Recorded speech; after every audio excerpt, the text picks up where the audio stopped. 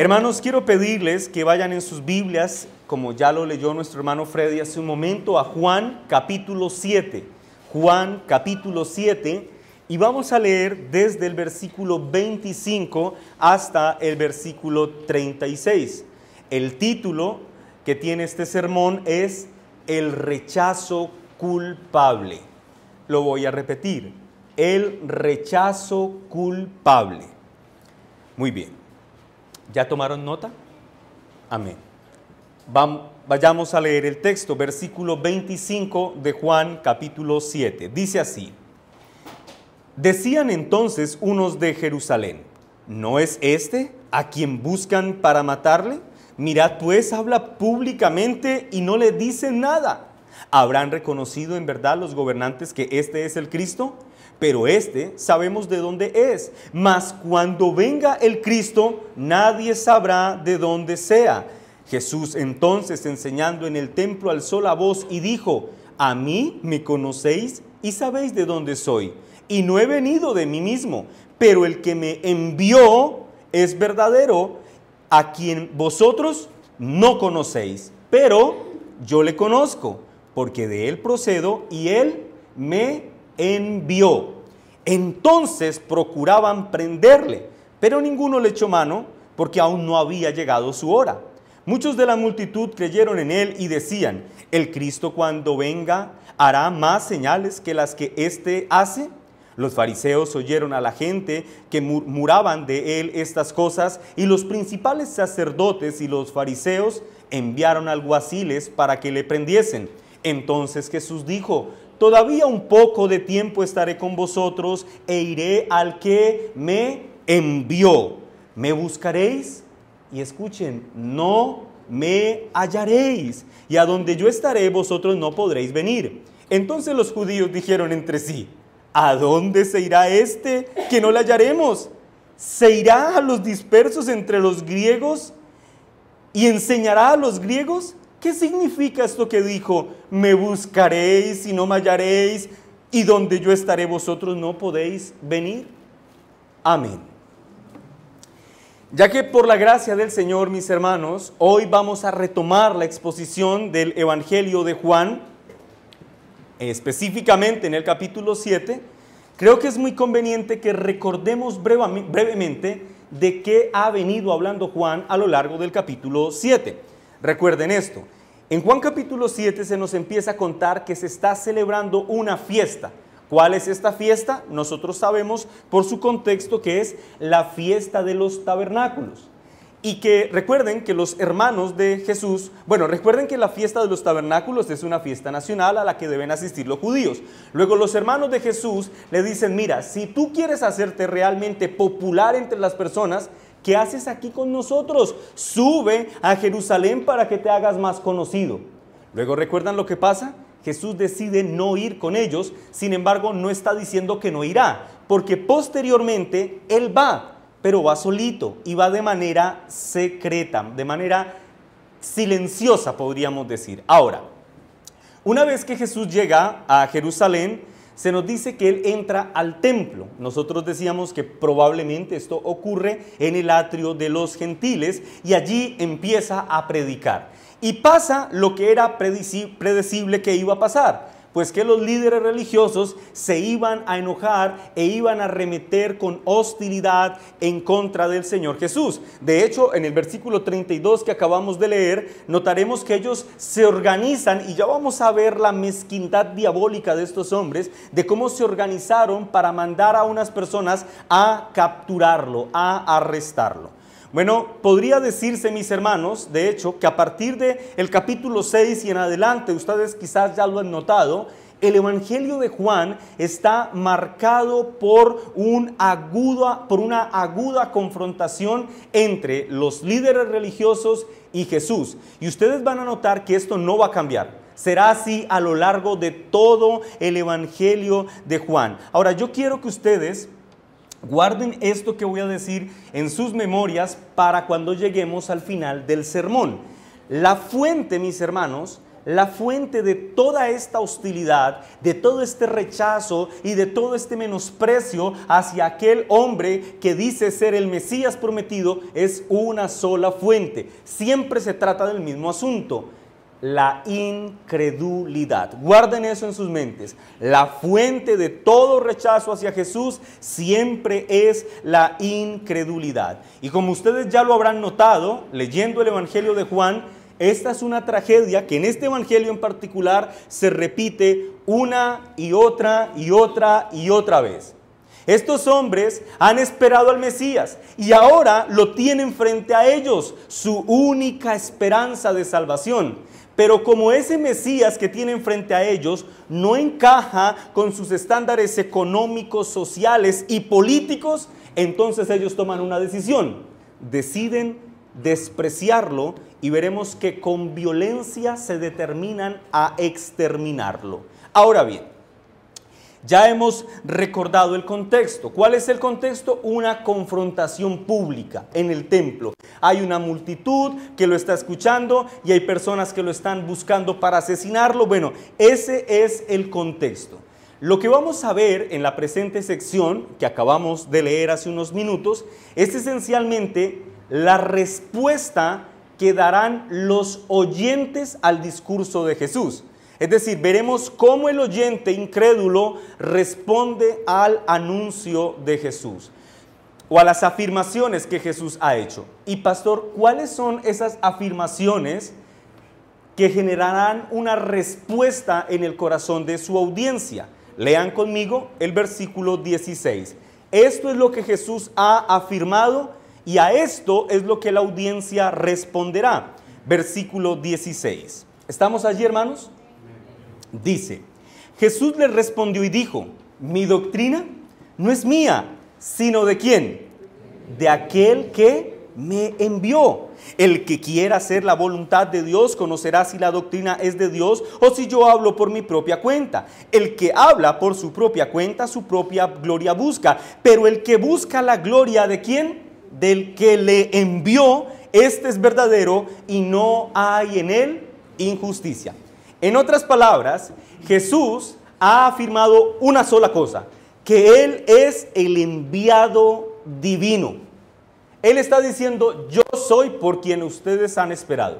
Y lo que veremos a continuación en el sermón es cómo responde un corazón endurecido frente a esta gloriosa noticia.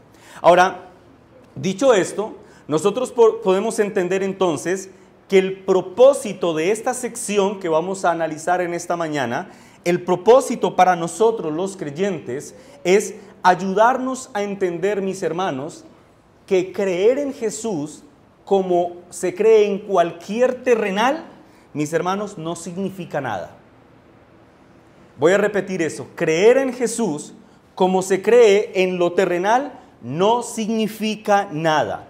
De esta sección vamos a entender que creer en Jesús exige que se crea en Él como el celestial Hijo de Dios que fue enviado por Dios. Solo de esa manera, cuando se cree de esa forma en Él, se reciben los beneficios de la vida eterna que ese celestial Hijo ofrece. ¿Me explico, hermanos? Hay hombres, como lo veremos en un momento, que creen en Él, pero en un sentido muy material, muy terrenal. Y eso, mis hermanos, no sirve de nada. Por otra parte, es importante advertir que este texto una vez más enfatiza sobre la diabólica lógica de la incredulidad. Nos advierte sobre la incredulidad como un elemento diabólico operando en el corazón de los hombres. Ahora bien, para ver cómo esa advertencia se desarrolla dentro de ese texto y entender el propósito de este texto, vamos a dividirlo en dos partes. La primera parte inicia en el versículo 25 y se extiende hasta el 29. Este es el primer punto del sermón. Yo lo titulé Su origen divino. Su origen divino. Lean conmigo el versículo 25 al versículo 29. Dice así: decían entonces unos de Jerusalén: ¿No es este a quien buscan para matarle? Mirad pues, habla públicamente y no le dicen nada. ¿Habrán reconocido en verdad los gobernantes que este es el Cristo? Pero este sabemos de dónde es. Mas cuando venga el Cristo, nadie sabrá de dónde sea. Jesús entonces, enseñando en el templo, alzó la voz y dijo: a mí me conocéis y sabéis de dónde soy, y no he venido de mí mismo, pero el que me envió es verdadero, a quien vosotros no conocéis, pero yo le conozco, porque de él procedo y él me envió. No vamos a ahondar mucho, hermanos, en lo que significa que Jesús sea el enviado de Dios, porque para eso ya lo hemos expuesto con suficiente profundidad en otros sermones. Nos concentraremos en el punto 2, la respuesta de los incrédulos frente a esta noticia. Pero permítanme decir algunas cosas importantes de este primer punto. El texto inicia permitiéndonos ver la clara incomodidad que tenía la multitud que estaba escuchando a Jesús. La naturaleza confrontativa del mensaje de Jesús los tenía un tanto molestos. De hecho, Jesús estaba hablando con tanta autoridad en el templo que ellos, al escucharlo, dijeron: este tiene que ser aquel hombre a quien los del Sanedrí están buscando para asesinarlo. Es decir, es tan evidente que este hombre no es como los otros hombres que hablan, que este tiene que ser aquel hombre a quien tanto odian. Ahora, basados en esa conclusión, con algo de asombro ellos se preguntan: ¿por qué este hombre habla públicamente y nadie hace nada para mandarlo a callar? Así que luego Juan sugiere que ellos llegan a una conclusión. Versículo 26, parte B. ¿Habrán reconocido en verdad los gobernantes que este es el Cristo? Es como si ellos dijeran lo siguiente: a ver, charlando uno con otro se miraron y dijeron: ¿y este por qué está hablando aquí? El otro le responde: mira, yo creo que la única razón por la que este hombre está parloteando tantas cosas acá en el templo es porque los líderes religiosos se lo están permitiendo. Y otro intervino y dijo: probablemente ellos crean que él es el Mesías y por eso se lo permiten. Sin embargo, vemos que de inmediato esa lógica diabólica de la incredulidad interviene y ellos descartan esa posibilidad de forma absoluta y dicen: no hablemos tonterías, este hombre no puede ser el Cristo. ¿Qué tenemos en la cabeza siquiera para sugerirlo? Versículo 27, pero este sabemos de dónde es, mas cuando venga el Cristo, nadie sabrá de dónde sea. Es como si con este argumento ellos estuvieran corrigiendo unos a los otros, afirmando que ya que ellos conocen el lugar de origen de Jesús, entonces Jesús debe ser un charlatán. Esa es su lógica. En otras palabras, ellos dicen: mira, nosotros sabemos que Jesús es de Nazaret, sabemos que su papá es José y que su mamá es María, por lo tanto es imposible que este hombre sea el Cristo. Sin embargo, pese a la gran equivocación que estos hombres han cometido, con un tono, mis hermanos, que mezcla misericordia por una parte, pero que por otra parte viene cargado de mucha firmeza, el Señor declara lo siguiente en el versículo 28. A mí me conocéis y sabéis de dónde soy, y no he venido de mí mismo, pero el que me envió es verdadero, a quien vosotros, noten lo que les va a decir, a quien vosotros no conocéis, pero yo le conozco. ¿Por qué? Porque de él procedo y él me envió. Esto es bien interesante, hermanos. Las palabras del versículo 28 en el original sugieren que están planteándose una pregunta. Es como, voy a decirlo así, es como si el Señor les dijera lo siguiente: con que me conocen. Veo que están muy interesados en hablar de mí, tanto que ustedes afirman que saben de dónde vengo. ¿En realidad saben de dónde vengo yo? La pregunta, ustedes notarán que está cargada de un tono irónico. Y este tono irónico que se sugiere en el texto original tenía un propósito, y era demostrarle a estos hombres cuán equivocados estaban ellos sobre la interpretación que tenían del origen de Jesús. Luego, en el versículo 27, ellos afirman saber de dónde procede de Jesús. Así que las palabras de Jesús en el versículo 28 es como si el Señor Jesús les dijera esto: eso es lo que ustedes creen. Nosotros sabemos de dónde viene Jesús. Jesús responde: eso es lo que ustedes creen. Una forma de decirles a estos hombres que su diabólica lógica, que está gobernada por la incredulidad, no los llevará lejos. Hermanos, la energía irónica que Jesús usa en estas palabras explica por qué a partir del versículo 30 ellos se enfurecen y quieren arrestarlo. Pero para refutar el equivocado entendimiento de estos hombres, el Señor les dice en el versículo 28, parte B: no he venido de mí mismo, pero el que me envió es verdadero, a quien vosotros no conocéis, pero yo le conozco porque de él procedo y él me envió. Una vez más, noten esto, hermanos, Jesús reafirma lo que ya se ha dicho de manera constante en este evangelio, que su misión en este mundo no corresponde a sus propios deseos, sino que Él está haciendo en este mundo la voluntad del Padre. Él está reafirmando que Él es de origen celestial porque Él y el Padre son uno. Oh, mis hermanos, la lógica de estos detractores de Jesús puede parecernos descabellada. A primera lectura uno puede decir: estos hombres no saben el error que están cometiendo. Tienen frente a ellos a Jesús, pero deciden aborrecerlos. Pero mis hermanos, escúchenme en esto: de no ser por la gracia de nuestro bendito Padre en Cristo Jesús para con nosotros, no solo esa sería también nuestra lógica, sino que estaríamos muy complacidos, muy contentos en anunciarla a todos los hombres, en divulgarla. Estaríamos felices en decir que menospreciábamos a Cristo. ¿Sabes por qué hoy no lo divulgas y lo menosprecias con alegría? Por la pura gracia de Dios. Hermanos, que podamos decir con certeza que Jesús es el unigénito Hijo de Dios y que lo digamos con un entendimiento mental y práctico de lo que eso significa, no es algo que surja como resultado de tus esfuerzos personales, mentales o morales, sino que es algo que ocurre por la divina gracia de Dios. Así el Señor lo ha dicho en su palabra: por gracia sois salvos por medio de la fe. Y esto, mis hermanos, me hace pensar, y quiero que ustedes piensen en esto: qué bueno ha sido el Señor con nosotros. Qué bueno ha sido el Señor al bendecirnos con luz en el entendimiento, con tanta luz como para que podamos ver en Cristo a nuestro bendito Salvador. Piensa en quién eras tú antes de conocer al Señor.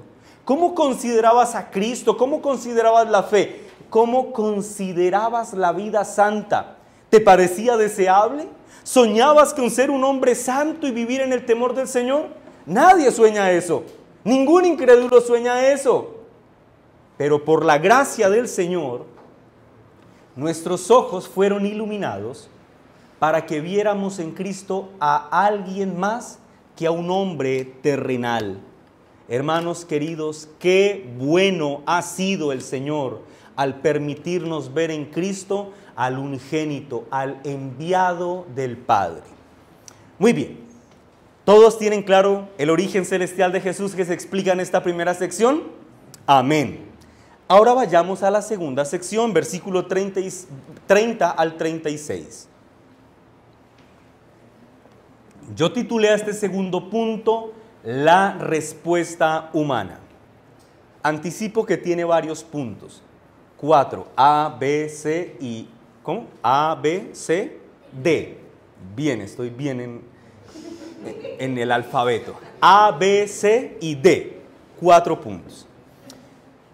La respuesta humana. Versículo 30. Dice la palabra del Señor: entonces procuraban prenderle. Noten los detalles. Ahora estos hombres quieren arrestarlo, pero ninguno le echó mano porque aún no había llegado su hora. Hablando de la soberanía de Dios. Versículo 31. Y muchos de la multitud, ¿qué dice? Creyeron en él. y decían, el Cristo cuando venga hará más señales que las que hace este. Los fariseos oyeron a la gente que murmuraba de él estas cosas. Ahora noten el tercer punto. Y los principales sacerdotes y los fariseos enviaron alguaciles para que le prendiesen. Entonces Jesús dijo, todavía un poco de tiempo estaré con vosotros e iré al que me envió. Me buscaréis, mira qué tragedia, y no me hallaréis. Y a donde yo estaré, vosotros no podréis venir. Mira el cuarto punto. Igual ya se los voy a dictar, pero solamente para que los consideren en la lectura. Versículo 35. Entonces los judíos dijeron entre sí, ¿a dónde se irá este que no le hallaremos? ¿Se irá a los dispersos entre los griegos y enseñará a los griegos? ¿Qué significa esto que dijo? Me buscaréis y no me hallaréis, y a donde yo estaré vosotros no podéis venir. En este texto, hermanos, se pueden observar por lo menos 4 respuestas que surgen de un corazón incrédulo frente al anuncio del origen divino de Jesús. Pero antes de citar cada una de estas respuestas, yo quiero que ustedes recuerden lo que yo les dije al principio del sermón, que almacenaran en sus mentes. ¿Recuerdan? ¿Cuál es la fuente de la que surge todo rechazo hacia Jesús? ¿Lo recuerdan? La incredulidad. Así es, mis hermanos. El hombre incrédulo, al escuchar de Cristo, que es aquel Salvador prometido, según este texto, va a responder de 4 formas. A menos de que la gracia de Dios intervenga como lo hizo con nosotros. Número 1, responderá con ira. Número 2, responderá con interés. Número 3, responderá con egoísmo. Y número 4, responderá con desprecio. Veamos cada una de ellas. Número 1, para ustedes sería como numeral A. La ira, versículo 30. Ira, versículo 30. ¿Estamos allí, hermanos? Dice la palabra del Señor. Entonces, mira la multitud que lo escuchaba ahora, ¿qué quiere hacer? Procuraban prenderle, pero ninguno le echó mano porque aún no había llegado su hora. ¿Qué tenemos acá? Juan nos informa que estas personas que estaban escuchando a Jesús, pues no están muy conformes con lo que escuchan que él dice. Jesús ha hecho declaraciones sublimes respecto a su propia persona y eso no les gusta. Pero sobre todo, no les ha gustado ni poquito los señalamientos que les hizo en los versículos 28 y 29. Recordemos que ellos con arrogancia descartaron la idea de que Jesús pudiera ser el Mesías porque ellos conocían sus orígenes humildes. Pero el Señor les ha afirmado que ellos en realidad no saben nada. El Señor les dice, ustedes creen saber, pero en realidad no saben de lo que hablan. Y de hecho, les dice, ustedes no tienen ni idea de dónde vengo yo, porque ustedes, y se lo dice a unos judíos que están celebrando una fiesta religiosa, les dice, ustedes no tienen ni idea, ni una pizca de conocimiento de quién fue el que me envió. Pero yo sí lo conozco, porque yo procedo de él. Bueno, estos señalamientos que Jesús les hizo a esta multitud enardecida fueron, como nosotros diríamos popularmente, la gota que derramó el vaso para estos hombres. Con un corazón cargado de enojo y de ira han tomado una decisión, lo van a capturar. En nuestro texto en Reina Valera dice, lo van a prender. Y este texto, esta palabra, prenderle, en el original, sugiere la idea de arrestar a alguien, de tomarlo por la fuerza para fines violentos. Es decir, ellos no querían tomarlo del brazo y decirle, mira, estás causando un alboroto aquí, Jesús, ¿por qué no sales a otra parte y sigues con tu charla con los que te quieran escuchar? Ellos, en nuestras palabras, tenían un propósito, querían linchar a Jesús en ese mismo instante, querían asesinarlo. El endurecido corazón del incrédulo, mis queridos hermanos, como lo podemos notar, al escuchar la majestad de Jesús o sobre la majestad de Jesús, decide hacer lo que es impensable. Jesús es el rey y ante el rey todos deberíamos someternos, pero ellos deciden no someterse a él. Contrario a esto, con un corazón lleno de odio, se rebelan y estarán dispuestos a hacer lo que sea que tengan que hacer para destruir a Cristo y, escúchenme, a todo lo que se le parezca a él.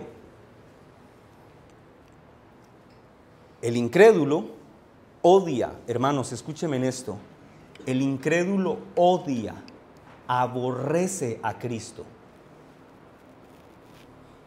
Está en una relación de enemistad con el Señor. ¿Ustedes entienden lo profundo que es esto, hermanos?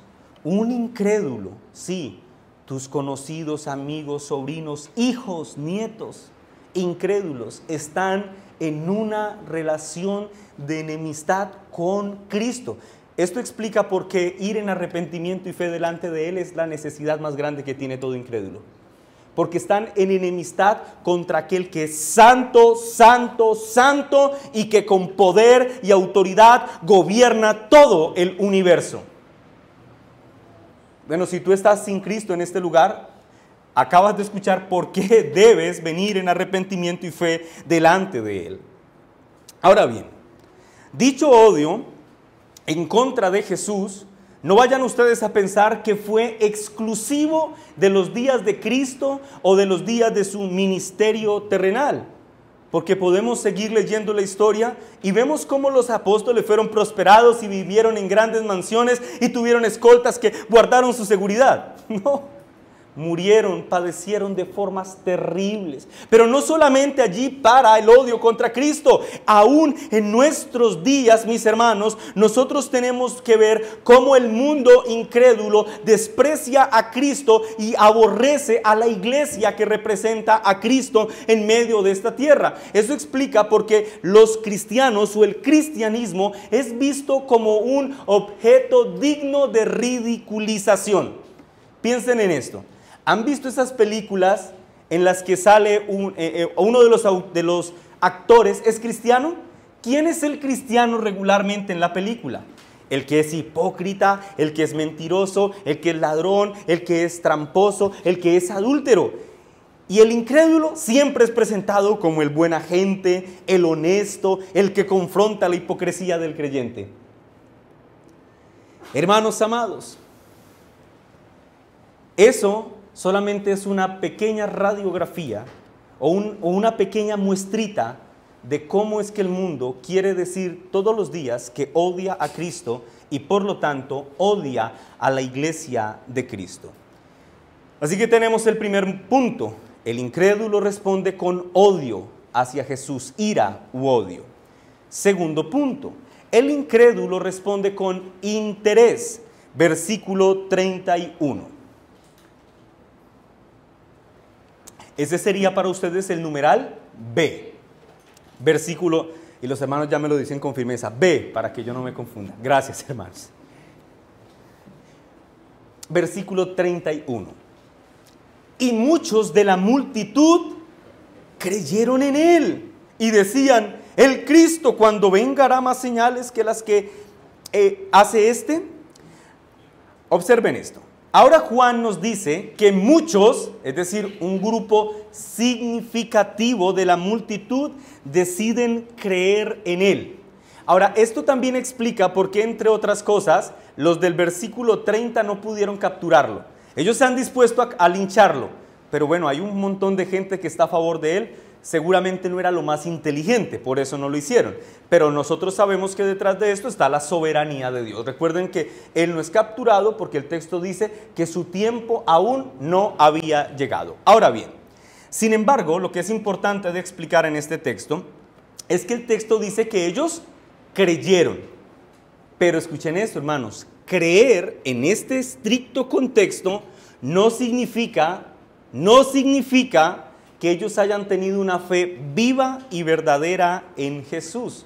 De hecho, el contexto sugiere lo contrario. El contexto nos enseña que ellos estuvieron dispuestos a aceptar que Jesús era el Mesías, pero lo aceptaban como el Mesías político de sus sueños. ¿Sí? ¿Me hago entender? Ellos dijeron, este puede ser el Mesías, como el Mesías que hemos estado esperando. ¿Y por qué nosotros podemos afirmar esto? Porque noten que en el contexto ellos sugieren que él sí puede ser el Mesías por los milagros que ellos han visto que él hace o que han escuchado que él ha hecho. Ellos se preguntan, cuando venga el Cristo, ¿hará más señales que las que hace este? La construcción gramatical de esta pregunta lo que nos indica es que ellos esperaban una respuesta negativa. Es como si ellos dijeran lo siguiente, bueno, piensen otra vez en la charla uno a uno. Uno le dice al otro, mira, hemos esperado por siglos a un libertador. Durante siglos hemos esperado a aquel hombre que venga a redimirnos de la opresión. Y nosotros creemos que este hombre puede ser, ¿por qué? Porque es que antes de él nadie había hecho los milagros que él puede hacer. Ellos seguramente habían escuchado la sanación del paralítico de Betesda, ¿lo recuerdan? Ellos seguramente habían escuchado e incluso algunos fueron testigos presenciales de la multiplicación de los panes y de los peces, ¿lo recuerdan? Ellos dicen, pero es que nadie puede hacer milagros como él. Bueno, entonces por eso encaja en nuestros estándares mesiánicos. Y recuerden esto, los judíos, mis hermanos, esperaban a un Mesías que realizara grandes milagros. Por esa razón ellos lo encajan. Escuchen, lo leo para ustedes lo que dice Isaías 35, versículo 4 al 6. Isaías 35, 4 al 6. Hablando del Mesías. Decid a los de corazón apocado, esforzaos, no temáis. He aquí que vuestro Dios viene, con retribución, con pago. Dios mismo vendrá y os salvará. Hablando de la llegada del Mesías. Ahora escucha lo que dice el versículo 5. Entonces, cuando ese Dios venga, los ojos de los ciegos serán abiertos, los oídos de los sordos se abrirán. Entonces el cojo saltará como un ciervo y cantará la lengua del mudo, porque aguas serán cavadas en el desierto y torrentes en la soledad. Ellos dicen, pues de repente no encaja con todo, pero es el que más, así que podemos aceptar que él sea una clase de Mesías. ¿Ellos creyeron? Sí, pero creyeron por las razones equivocadas. Ellos, mis hermanos, creyeron en una clase de Jesús que se ajustaba a sus ideales nacionalistas de liberación. Pero noten esto, no estaban dispuestos a aceptarlo o a creer en él como el enviado del Padre. Noten que el texto hace referencia, o lo que ellos hablan es una referencia a sus milagros, pero no hacen un solo comentario respecto a lo que Jesús había dicho anteriormente, y es que él era el enviado del Padre. Eso no les importa. Lo que les interesa su origen divino no les importa. Lo que les interesa es los milagros que puede hacer. Y hermanos, es así como responden muchos incrédulos. Ellos en apariencia dicen creer en Cristo, pero su creencia en Cristo está restringida por sus intereses desmedidos. Ellos quieren recibir todos los beneficios que ellos presuponen que el Mesías está dispuesto a darles, pero no quieren reconocer que Él es el bendito Mesías delante de quien toda rodilla se doblará. Él es el Rey de Reyes y Señor de Señores. Ellos no quieren eso. El incrédulo quiere a un Jesús que a nivel material, a nivel emocional, a nivel sentimental, provea de todo lo que nosotros queremos. Pero un Jesús Rey es algo que no les gusta. ¿Sabes por qué? Porque el rey exige la sujeción, el sometimiento de sus súbditos. Y someterse a la presencia del rey significa obedecerle a él. Pero el incrédulo no quiere que le hables de estar sujeto a Cristo o de obedecerle a Cristo. ¿El incrédulo qué quiere? El milagrito. Tercer punto, para ustedes, numeral C. Versículo 32. Este tercer punto tiene por encabezado egoísmo. Dice, los fariseos oyeron a la gente que murmuraba de él estas cosas. Ahora yo quiero que ustedes observen los detalles. Dice, ¿quiénes? Los principales sacerdotes. ¿Saben quiénes son estos hombres? Los sacerdotes mayoritariamente eran saduceos. Luego dice que los principales sacerdotes y los fariseos, ¿y ustedes saben cómo es la relación entre fariseos y saduceos? Son enemigos políticos. Ahora, estos enemigos políticos toman una decisión. Dice que se reúnen, charlan y envían alguaciles para que le prendiesen.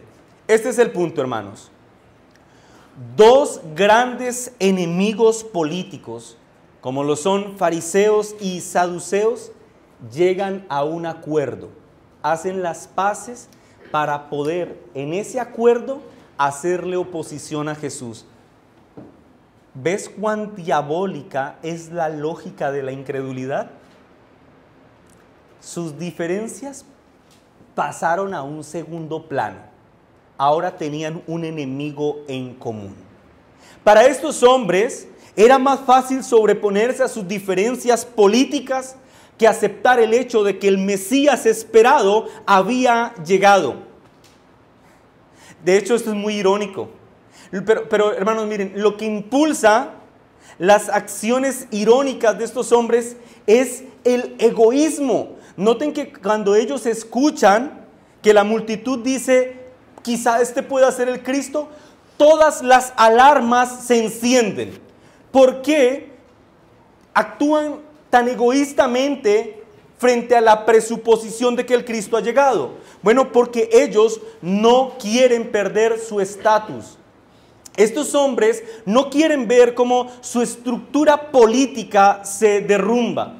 Ellos proclaman la llegada del Mesías, pero ellos quieren que cuando el Mesías llegue, si es que creen que llegará, venga pero bajo sus términos, bajo los términos que ellos le impongan al Mesías.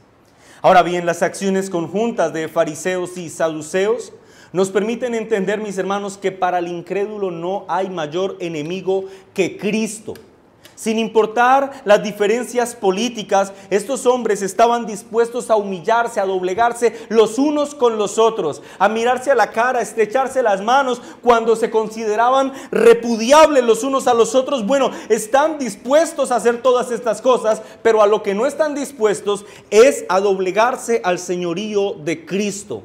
Y yo pienso, mis hermanos, que la reacción de estos hombres, saduceos y fariseos, es una reacción que debe advertir a la iglesia de todos los tiempos. Nosotros como iglesia, mis hermanos, debemos saber que la oposición contra Cristo es real. Que el pecado que hemos cometido para el mundo es hacernos cristianos. Que la razón por la que el mundo quiere despreciar al creyente no es porque haya hecho algo inmoral, no es porque haya hecho algo deshonesto, es porque a sus ojos cometió el peor de los delitos: creer en Cristo. Esta realidad, hermanos, entre muchas cosas, yo pienso, y por favor sepan entender mi idea, yo pienso que debe llenarnos de consuelo cuando por causa de Cristo seamos despreciados. Me explico. La Escritura dice que si el Señor fue rechazado, ¿qué se podía esperar de los que lo seguían? Pues nada diferente, nada distinto podría ocurrir con nosotros. Pero recordemos esto, hermanos: padecer por causa de Cristo ha de ser un motivo de profundo gozo y alegría.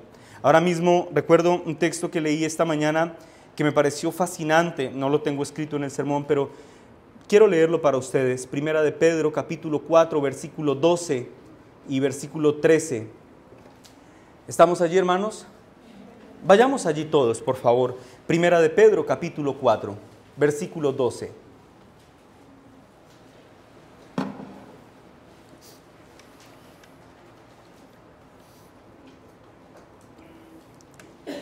Les voy a dar una pista. Primera de Pedro está antes de Segunda de Pedro. Quedaron ubicados, ¿verdad, hermanos? Hermanos, siempre es con mucho gusto. Leamos la palabra del Señor. Dice así: amados, iglesia de Cristo, no os sorprendáis ¿de qué? Del fuego de prueba que os ha sobrevenido, como si alguna cosa extraña os aconteciese. Versículo 13, sino que gozaos por cuanto sois participantes de los padecimientos de Cristo, para que también en la revelación de su gloria os gocéis con gran alegría. Amén.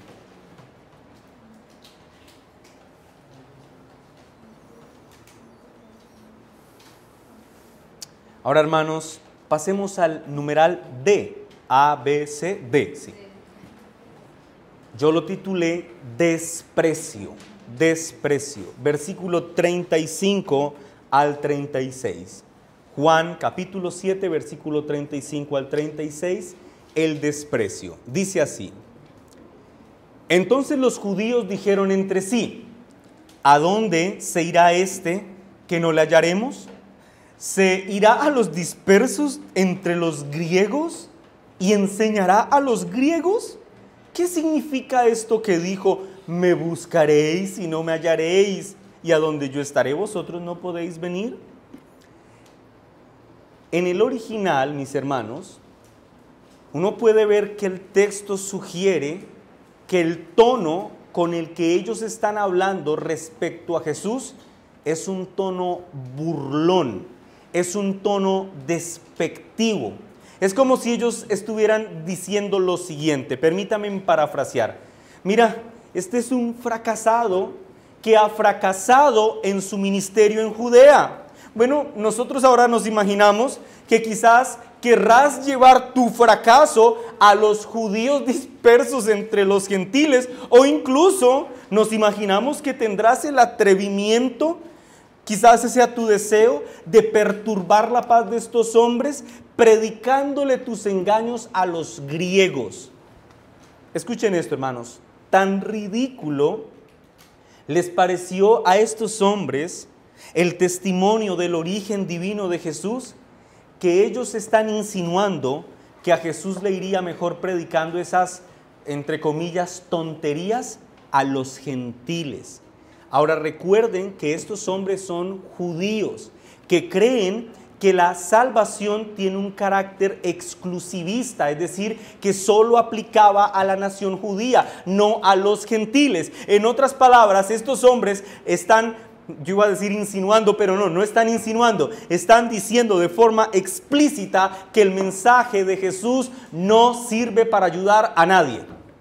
Por eso lo mandan a predicarle un mensaje de salvación a los gentiles, queriendo decir: esto no le sirve a nadie. Sin embargo, mis hermanos, y esto me pareció muy curioso de este texto, es que la burla de estos hombres contiene una gloriosa profecía. Porque de hecho los gentiles, los griegos gentiles, más adelante Juan registrará que estarán profundamente interesados en el Evangelio. Juan capítulo 12, versículos 20 y 21. Había ciertos griegos entre los que habían subido a adorar a la fiesta. Estos pues se acercaron a Felipe, que era de Betsaida de Galilea, y le rogaron diciendo: Señor, quisiéramos ver a Jesús. Ahora bien, recordemos esto, hermanos.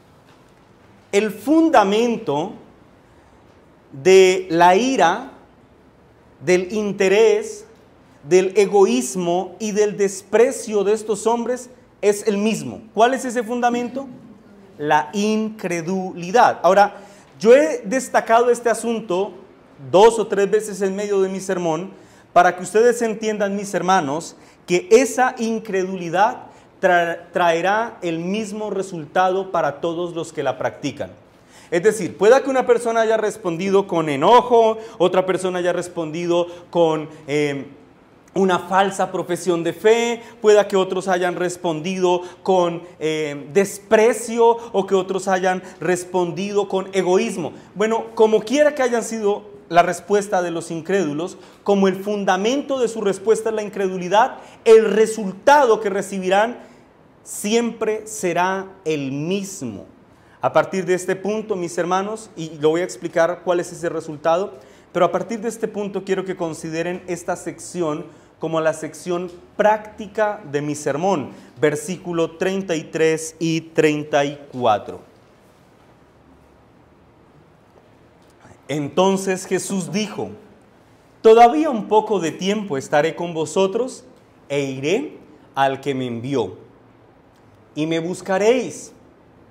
¿Y qué dice el texto? Y no me hallaréis. Y a donde yo estaré vosotros no podéis venir. En este texto Jesús advierte que pronto regresará al Padre que le envió. Esto ocurrirá 6 meses después, en la siguiente celebración de la Pascua. Es decir, el Señor está anunciando su muerte. Pero de forma clemente, el Señor advierte a todos los incrédulos en este texto que vendrá un momento en el que la paciencia que Dios tiene hacia los pecadores no arrepentidos terminará. La paciencia de Dios, mis hermanos, es amplia, pero tiene fecha de caducidad. Terminará. El Señor en este texto advierte que un día todos aquellos que le rechazaron, un día todos aquellos que con incredulidad respondieron al anuncio del Evangelio, un día abrirán sus ojos y entenderán que Jesús realmente sí era quien dijo ser. Hermanos amados, esto es serio. Un día todos los incrédulos entenderán, así haya sido el ateo más acérrimo del mundo, un día ese hombre entenderá que Jesús es y siempre será el unigénito Hijo de Dios, el Mesías prometido. Y en aquel día, entonces, querrán venir a Él.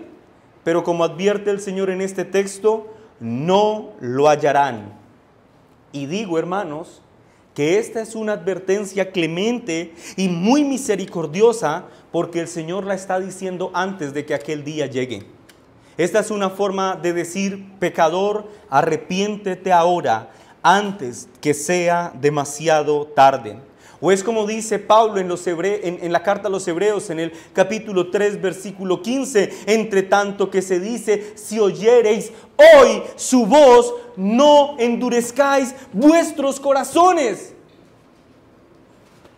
Buscar al Señor y no hallarlo, mis hermanos, como lo indica este texto, sugiere la idea que un día estos hombres y en general todos los incrédulos, al despertar de su letargo incrédulo, entonces desearán ser libertados por Cristo, pero que a causa de su incredulidad ya no habrá que hacer por ellos. Será demasiado tarde. Yo les pregunto, ¿ustedes pueden ver lo irónica de esta situación? Y lo digo por lo siguiente: los hombres que están rechazando a Jesús son judíos, pero judíos que estaban en ese instante siendo oprimidos ¿por quiénes? Por los romanos. ¿Y qué estaban celebrando los judíos? Una fiesta nacional, la fiesta de los tabernáculos.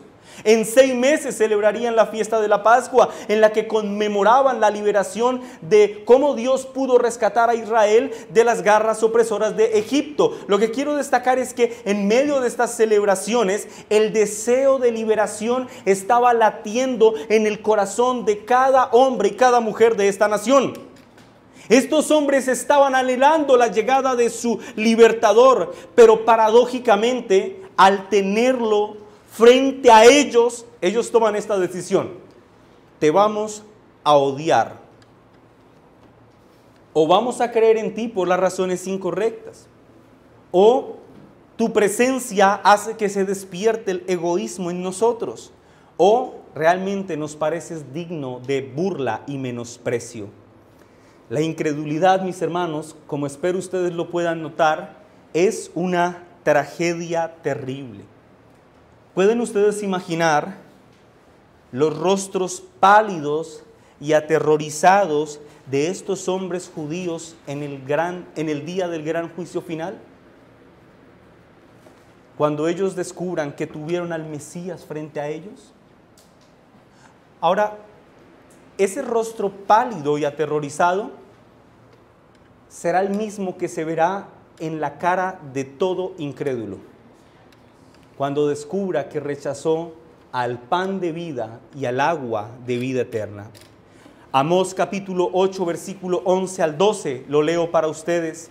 He aquí vienen días, dice el Señor, en los cuales enviaré hambre a la tierra, y no hambre de pan, ni sed de agua, sino de oír la palabra de Jehová. E irán errantes de mar a mar, desde el norte hasta el oriente, discurrirán buscando la palabra de Jehová, y no la hallarán.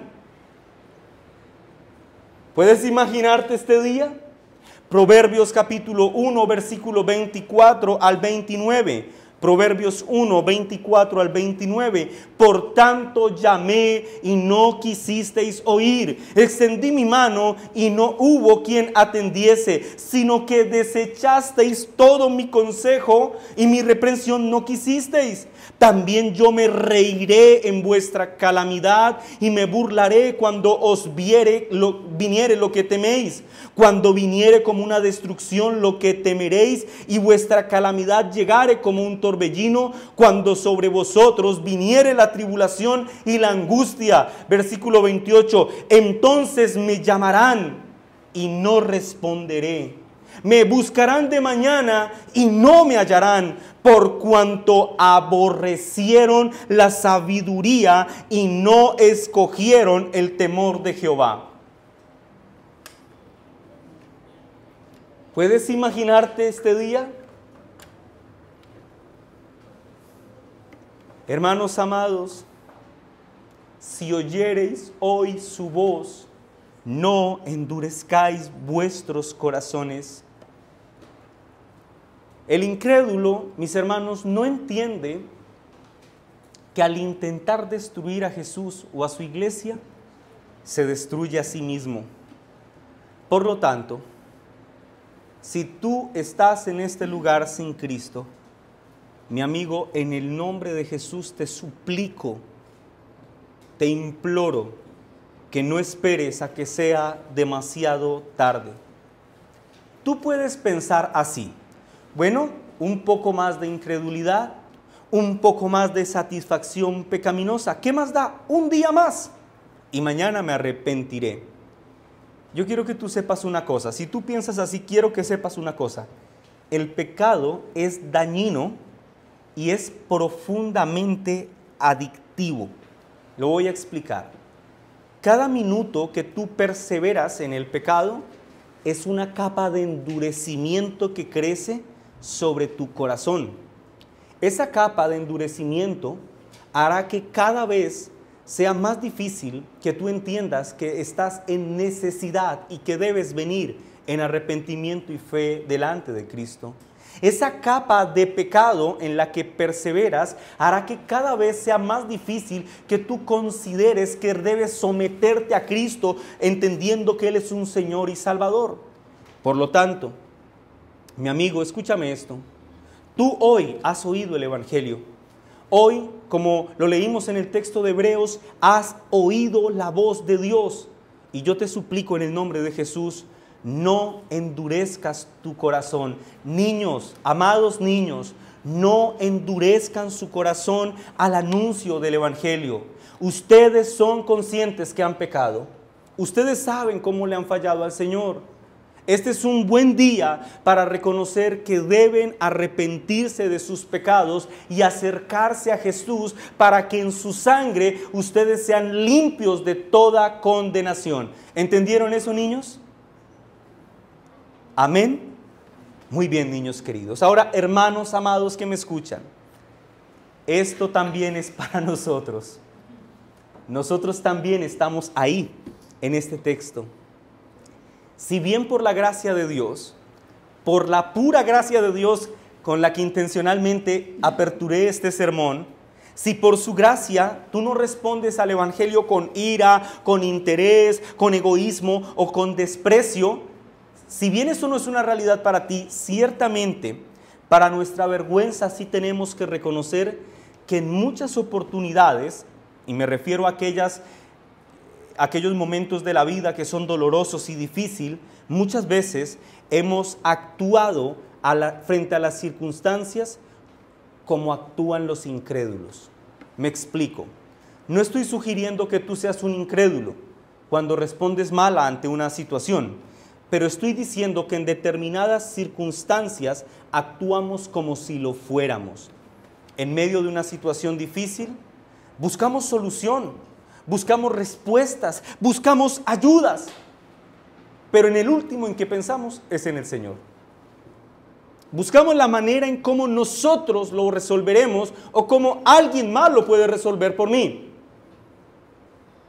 Pero nuestra inclinación primaria no es ir al Señor.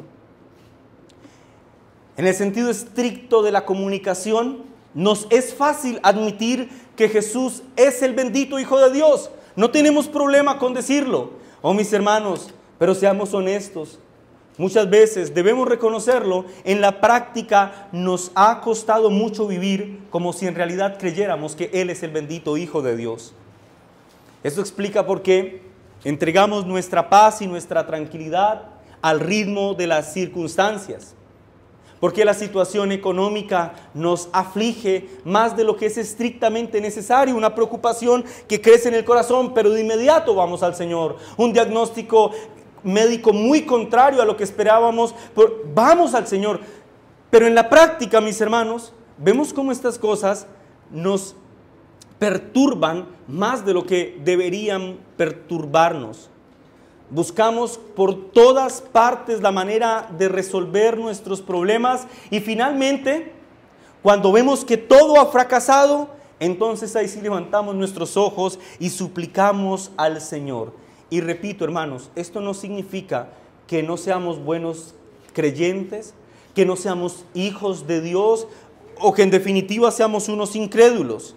Pero lo que significa es que en este sentido, por nuestras debilidades y torpezas, nos hacemos parecidos a ellos. Escúchenme bien, hermanos.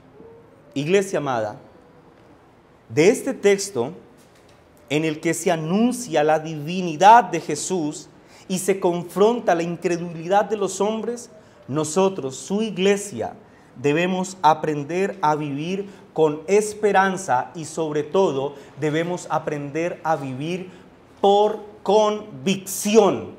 Eso significa que nosotros no podemos vivir como viven aquellos que no tienen esperanza.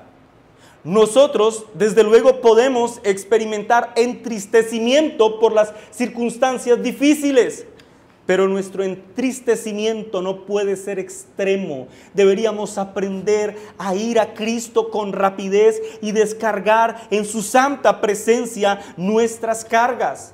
Deberíamos, cristianos, aprender a confiar con esperanza y con santa expectativa que el Señor cumplirá su palabra. Él ha dicho que Él ha ido a un lugar donde los incrédulos no están, pero eso sugiere que allí estarán los creyentes. Nosotros un día iremos a estar donde Él está.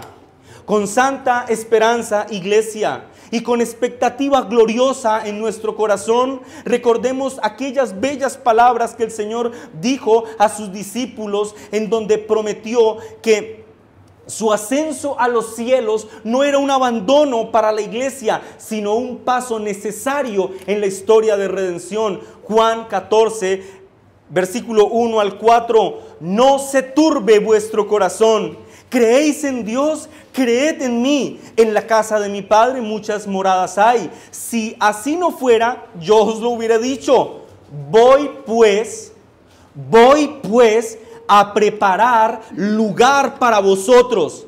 Si me fuere y os preparare lugar, vendré otra vez y os tomaré a mí mismo, para que donde yo estoy, vosotros también estéis. Y sabéis a dónde voy, y sabéis el camino. El incrédulo no puede saber el lugar donde Cristo está, porque el incrédulo no sabe el camino. Pero Jesús ha dicho en este texto que vosotros, nosotros, su iglesia, sí sabemos el camino. Jesús, mis hermanos, ahora mismo, está sentado a la diestra del Padre Celestial y nosotros sabemos cómo llegar allá, por cuanto sabemos que Él es el camino, la verdad y la vida. Iglesia amada, transita por Cristo para llegar a la bienaventuranza eterna. Amén.